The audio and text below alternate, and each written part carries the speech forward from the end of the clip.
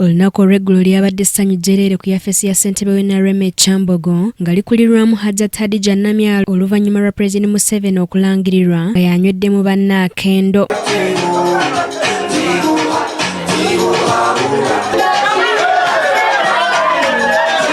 Hajjat Hadija Namyalo yeebazizza nnyo bonna abasobodde okukuuma akalulu mirembe era n'abategeeza biki omukulembeze w'eggwanga obwesige bamutaddemu era ne bino byagenda okutandikirako. Bannange abakuumye akalulu banaye bannayuganda mwebale ku abidinga with the laws ne mubeera nga temuviolatinze mateeka n'abakuumye akalulu babebi mwebale nnyo mwebalire ddala. Nti mu biba bitandikirwako ayagala Pulezidenti Museveni akole okusunsula mu bitongole bya gavumenti ebyo ebikoze n'ebitakoze olwo wamma ggwe bannayuganda basobole okufuna empeereza ennungi. Bano betuwa sente z'enguudo ne bamala sente z'enguudo ne bazibba. Ebyo bye twagala gavumenti etandikireko mu kisanja ekipya tulabeko ku njawulo z'ebisaako ne babawa sente za ssaako ne muzibba. Luli nasabira bamalayo obukadde 10 naye kyammalako wuzu okulaba nti nno babawadde miliyoni 45. Ani azibbye ezo zonna balance?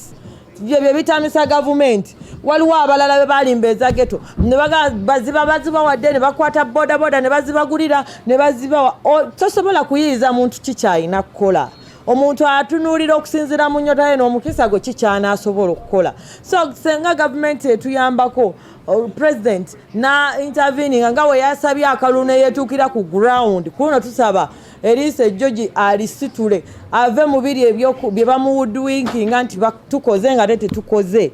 Wamba Namyalo nzibye nkwataako. Hadija Namyalo byayagala batandikireko n'omwaviridde n'agamba nti ekitongole ekivunaanyizibwa ku by'eddagala ekya Uganda Drug Authority kye kyayagala nti batandikireko kuba tekikoze bulungi naddala mu mpeereza yaakyo ssaako abo abagezaako okusaba ensimbi okuva mu baana b'eggwanga Uganda nga balowooza nti bali mu kubayamba kumbe omukulembeze w'eggwanga ng'ensimbi zonna abeera aziwaddeyo. Njagala batukwatire ku bana ba Uganda Drug Authority abo abaddira amadagala ne bagatereka ne gamala okuwumba ne gavunda ne bamala ne bavaayo ne bagookya nga ate amalwaliro agamu tegaliimu ddagala. Awo tugenda kuba tumanya nti kyetwalondedde Pulezidenti Yoweri Museveni kyekyo. Ono era asabye bonna abatakkiriziganya na byavudde mu kulonda obutakola buvuyo mu ggwanga lyattu Uganda. Abanaagenda mu makooti twetegese, abanaagenda wa twetegese. Tutajja kugumiikiriza ng'abazzukulu b'eggwanga alina okulaba nti musaayi. Bannange omusaayi tetugwetaaga. Oba oyagala omusaayi gutwale ewuwe waka ogule enkoko ogisale ogulabeko. Naye mu ngaffe bannayuganda tubeegayiridde.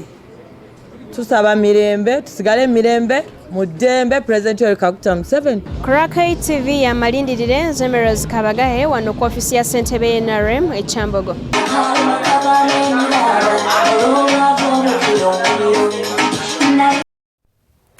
Webale